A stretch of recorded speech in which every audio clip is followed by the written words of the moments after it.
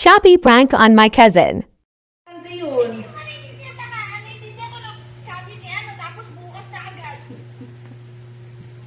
Sabi ni ano, sa akin. Alam mo, Ako na copy ka, girl. Ayun sa signal mo. Ako nga po lumabas mo para na sa signal eh. lumabas ka kasi ang magkinalang signal mo. Nasaan ka ba? Nakain nga. Signal to. Sabi kasi ni ano, bukas. Ano ba? Sasapalit ko ba?